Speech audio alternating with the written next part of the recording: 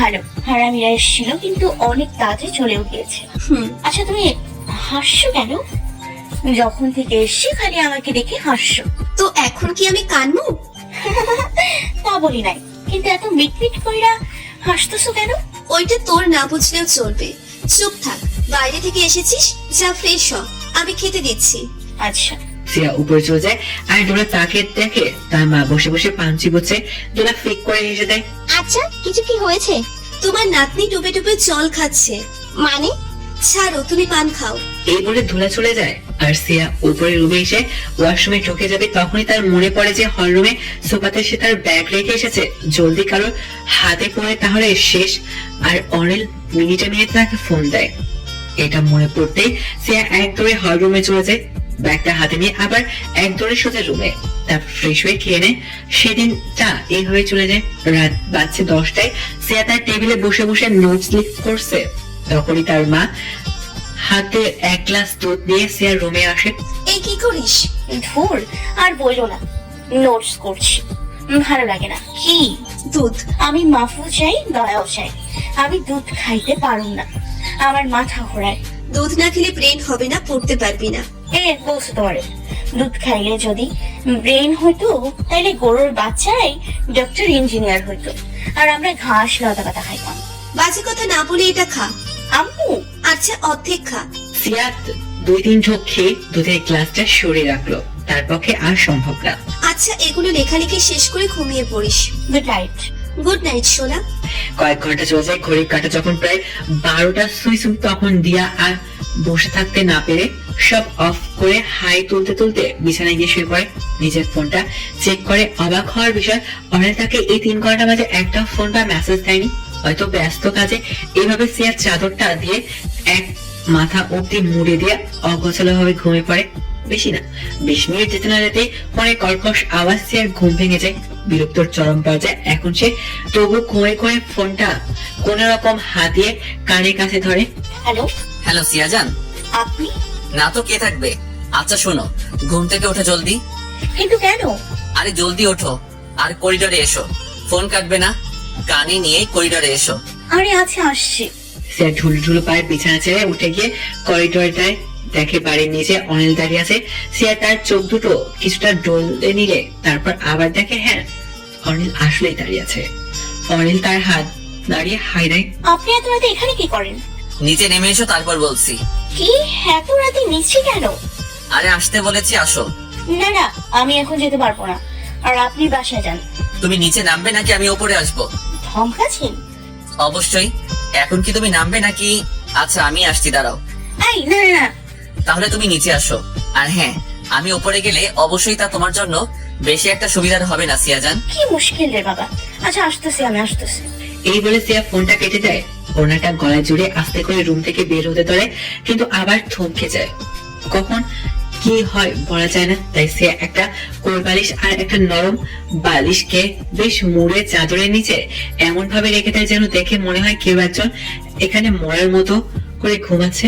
তারপর দিয়া রুম থেকে বের হয়ে পড়ে। ওকে ঝুঁকে মেরে একদম গুটি গুটি পায়ে হলরুমে চলে যায়। বাড়ির চাবিটা হলরুমের ড্রয়ারে আছে। সিয়া সেটা হাতে নিয়ে মেইন দরজা আস্তে করে খুলে বাইরে চলে যায়। খুব সাবধানে বাইরে এসে সোজা অন্যের কাছে। কি হয়েছে? চলো। আবার চলো মানে? কোথায় যাব? আমার সাথে যাবে? না অর্নিল, দেখুন হাত ছাড়ুন প্লিজ, পাগলামো করবেন না। কেউ যদি দেখে ফেলে সর্বনাশ হবে। এই এত ভয় পাও কেন বলো তো? ভালোবাসবে আবার ভয় পাবে, এ কেমন কথা? ভয় আর ভালোবাসা এক জায়গায় একসাথে থাকে না, থাকতে পারে না, বুঝলে? আপনার জন্য ব্যাপারটা ইজি অর্নিল, কিন্তু আমার জন্য মোটেও না। আমি যাই, হ্যাঁ, কাল কথা হবে। এই বলে সিয়া উল্টো করে চলে যেতে হয়। আর অমনি অনিল সিয়ার হাত ধরে এক টান দিয়ে সোজা গাড়িতে বসে লক করে দেয়। সিয়া নিজের মতো বকর বকর করে যাচ্ছে, কিন্তু এদিকে অনেক গাড়ি চালাচ্ছে। সিয়া এমন সময় হাঁপিয়ে যায়, কথা বলতে বলতে আর না পেরে তাই চুপ হয়ে পড়ে বসে আছে। কোথায় যাচ্ছে, কেন যাচ্ছে সিয়া জানে না। একটা সময় অনেক গাড়ি থামায়। নিচে নেমে গিয়ে সিয়ার পাশে দাঁড়িয়ে গাড়ির দরজা খুলে দেয়। সিয়া হুড়মুড় করে নেমে পড়ে। অনিল আবার সিয়ার হাত ধরে নিয়ে যায়।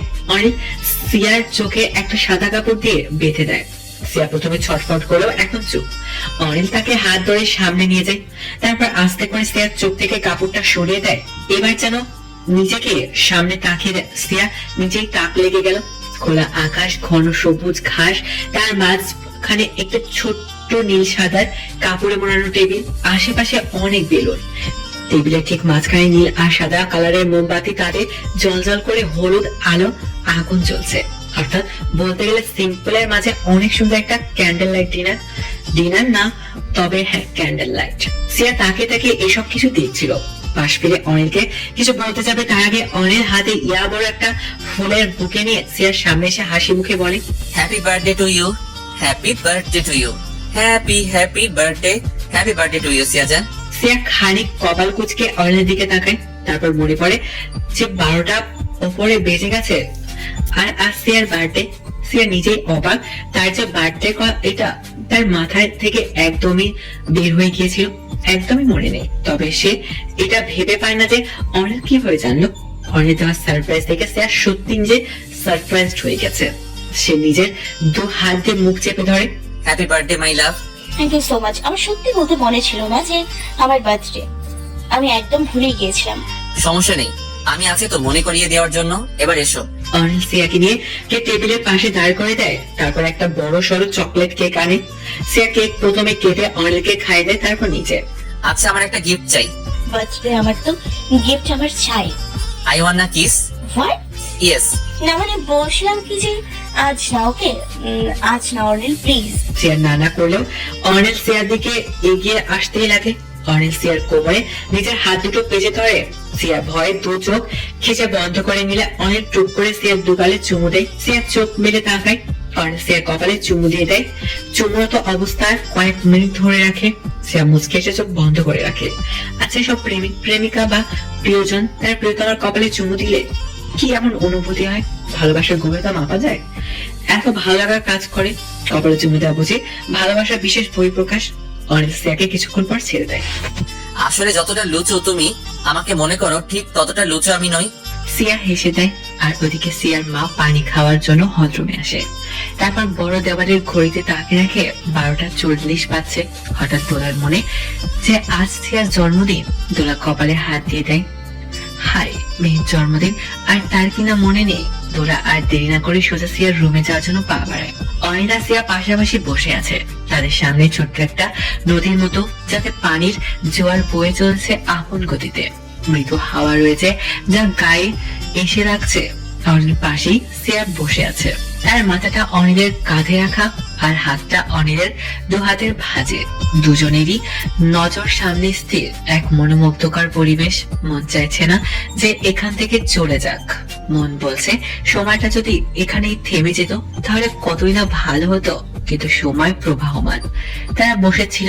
হঠাৎ অনিল বলে ওঠে, সিয়া, কখনো ছেড়ে যাবে না তো? সিয়া মাথা তুলে অনিলের দিকে তাকায়। অনিল হঠাৎ এমন কারা প্রশ্নে সিয়া কিছু বুঝে ধরে না। বলো না।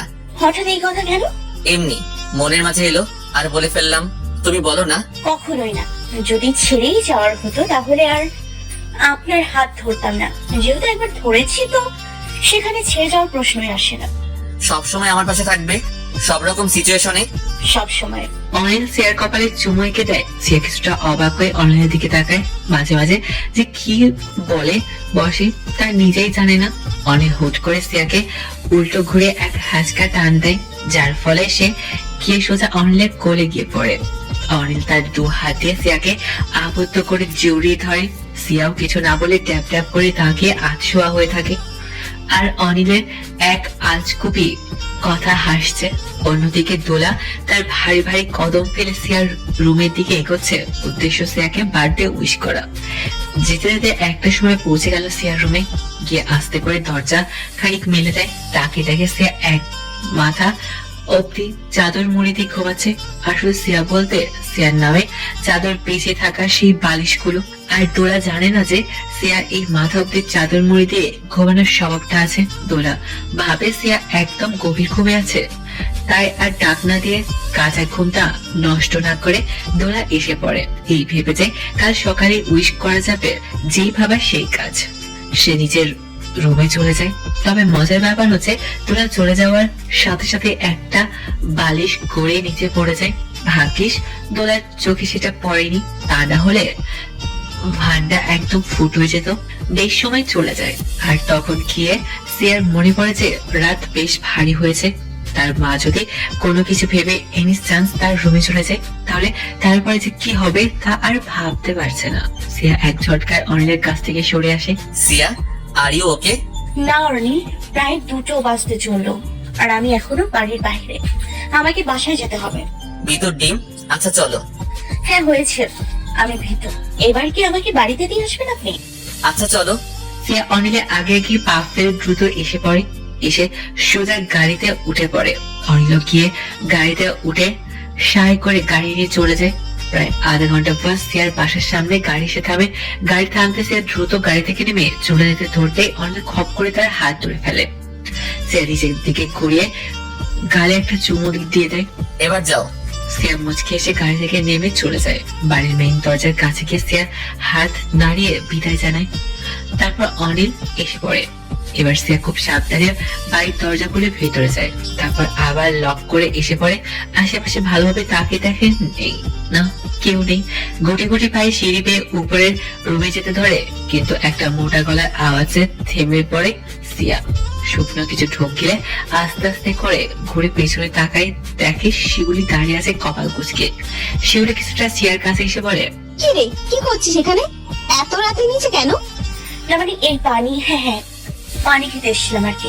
আমার রুমে ওয়াটার পটে পানি শেষ তো, তাই খেতে এসেছিলাম। ভালো, কিন্তু পায়ে বাইরের জুতো কেন? সিয়ার কথায় শিউলির কথায় সিয়ার ভেতরটা যেন কাচের মতো ভেঙে গেল। এখন কি থেকে কি বলবে আর ভেবে পাচ্ছে না। কি দিয়ে সামলাবে ব্যাপারটা, তাই ভাবা ছিল তার মাঝে। আর শিউলির ডাক, ওরে সেরি। আরে ধুরো, বাইরে না কুকুরগুলো অনেক খেউ খেউ করছিল তো, তাই একবার দেখে আসলাম। কি কস? আমি যাই, আমার রুমে যাই, ঘুমোতে হবে আমার।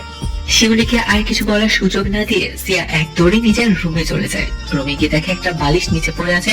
সেটা তুলতে গিয়ে সিয়ার কি হাসি, পুরো গজামিল কি কি করেছে বাসা থেকে বের হয়েছে। সিয়া এখন সত্যি সত্যি খুব ঘুম পাচ্ছে। অনিল তাকে একদম ঘুম থেকে তুলেই নিয়ে গেছে। সিয়া এবার উপর হয়ে শুয়ে পড়ে। শুতে দেরিতে কিন্তু ঘুমাতে দেরি না। পরের দিন সকালে সিয়ার ঘুম ভাঙে তার মায়ের কণ্ঠে। হ্যাপি বার্থডে সোনা। তোর মনে ছিল? ও মা, তো মনে থাকবে না? এখন ওঠ ওঠ ওঠ। গিফট কই? কি চাস? তুমি কি দেবে বলো? বিয়ে দিয়ে দি। কি? মজা করছি। আমি এসব বিয়ে টিয়েতে নেই। মানে এখনই কেন? আরে এখনই কে বিয়ে দিচ্ছে তোকে? আজ ক্লাস আছে, কলেজে যাবো। আচ্ছা তাহলে রেডি হ। দোলা চলে যায় আর সিয়া অনিলকে ফোন দেয়। প্রথম বেজে কেটে যায় কিন্তু দ্বিতীয়বার ধরে। হ্যালো, হুম, কোথায় আপনি? অফিসে আছি। সকাল বাজে 8:30, এখন অফিসে? মানে এত জলদি? ওই তো একটু কাজ ছিল তাই। তুমি উঠেছো? হ্যাঁ, কলেজ যাবো। আচ্ছা যাও তাহলে। এই বলে অনিল ফোন কেটে দেয়। সিয়া কিছুটা অবাকি হয় আর কিছু বললো না, ফোন কেটে দিল। যাই হোক, দিয়া উঠে চলে যায়। তারপর ঘন্টাখানিক পর কলেজে চলে যায়। কলেজে যেতেই সোয়াদ, সুজিব, শান্তি আর অনু সিয়াকে এক প্রকার আঁকড়ে ধরে। সবাই একসাথে হ্যাপি বার্থডে উইশ করে আর সিয়ার উপরে কিছুটা পার্টি স্প্রে দিয়ে দেয়। সিয়া তো সেই খুশি। হারামি গুলা তোদের মনে ছিল? তো থাকবো না? তবে মিয়া ট্রুট দাও, তাও 2টা। 2টা? এক বার্থডের জন্য আর এক প্রেম করার জন্য। হায় রে, যে তোর ক্লাস নিল সে কে ছিল জানিস? ওই যে ওইটা কো আল্লাহ, আমি তো কোনো প্রিপারেশন নেই রে। ওই বইরা থাম। আরে বাদ দে তো, ওই বইরা থাম, বাদ দে তো। আমি করবো, আর বেশি হলে ক্লাস থেকে বের করে দিবনি। ওর ক্লাস করার থেকে বের হয়ে যাওয়াই ভালো। সবাই হেসে দেয়। তারপর একসাথে ক্লাসে চলে যায়। দিয়া, অনু, শান্তি এক বেঞ্চে বসে পড়ে। তারপর কিছু সময় পর প্রফেসর আসে। বাপরে বাপ, কি গম্ভীর মুখ। যাই হোক, সে কোনো কথা বলে না। হাতে থাকা পেপার গুলো ডেস্কের উপর রেখে চোখে মোটা ফ্রেমে চশমা পরে বোর্ডে লেখা শুরু করে।